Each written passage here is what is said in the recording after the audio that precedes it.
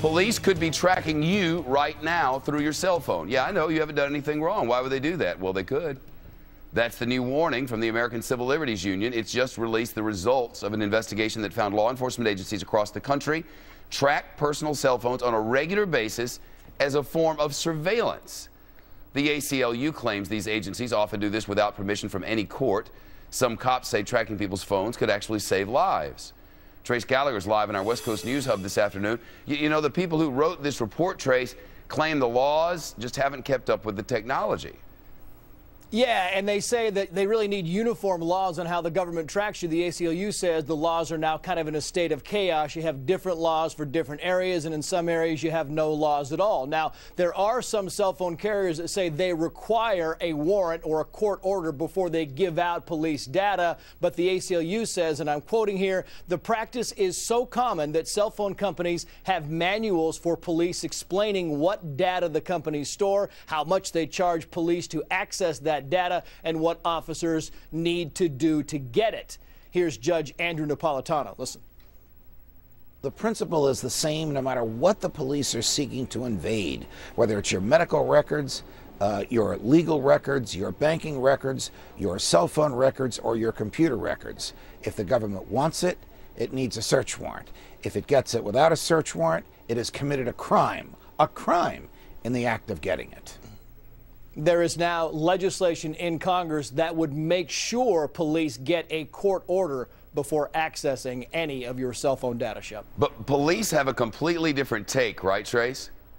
Yeah, and they acknowledge they do track cell phone data, but they're saying it has nothing to do with invading your privacy and everything to do with enforcing security. They say they only use the information to investigate crimes and to track missing persons, and that obtaining a warrant can slow that process down. But former LAPD Detective Mark Furman says that's a risky policy. Listen. That's the fruit of the poison tree rule. If your probable cause wasn't there to get a search warrant, you conduct, you obtain information that you couldn't get through a warrant, or you just failed to get a warrant, everything that came afterwards is going to fall. And the report acknowledges there are departments around the country, like in Hawaii, Wichita, Kansas, and Lexington, Kentucky, that have no problems at all getting a warrant before they access the cell phone data. Shep. All right, Trace, thanks. Back to the lawyers. Randy and Arthur are here. Where do you fall on this, Randy? Do you know why Shakespeare said first kill all the lawyers? I never met Shakespeare. It's a lot of reasons. It wasn't a joke. It was because that we, as lawyers, we're supposed to be the ones to protect the government from going nuts and being able to run roughshod over citizens. We, as a democratic society, we live and die on the fundamental notion of checks and balances, that we're supposed to have a check on the government, and I feel like Judge Napolitano, and I'm even doing it like the way he does it, to allow the government to go and do these things without a magistrate coming in to say, do you have enough evidence? Is it more likely than not that a crime has committed? We are no longer a democratic society. The government has taken over, and they can do whatever we want. And where the hell do we end up? In anarchy. It's nuts. It's insane. Go ahead. No. There's no go ahead. Look, Shepard, we don't want people to, we don't want the government to be able to Nobody's jumping up and down about this. Yeah, Nobody seems to care. Well, you're right.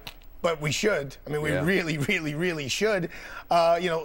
Somebody said a comment, oh, well, it's going to slow the process down if we have to ask for have to ask a judge, can we search Arthur Aidala's cell phone records to find a missing person? Call me. Call me. Mr. Aidala, we think we had a client in your office and he just stole his 5-year-old kid. Could you, I mean, give me a break. I don't want anyone knowing who I called, when I called them, for how long I spoke to them. And the interesting part... Mainly because it's just none of their business. Correct. Now, the flip side of it is, if you want to look far into the law enforcement community, if you take away all of our rights, Shepard, if I take away your right to search and seizure, if I allow the government to come in your house anytime they want, to search your dresser drawers anytime they want, you know what? Crime will go down. We will find missing persons. Drugs will be off the street. Guns will be off the street. If you could go into everyone's banking records whenever they want, there'll be less white-collar crime. We would have a perfect society. But who wants to live like that? Not me. It wouldn't be a society.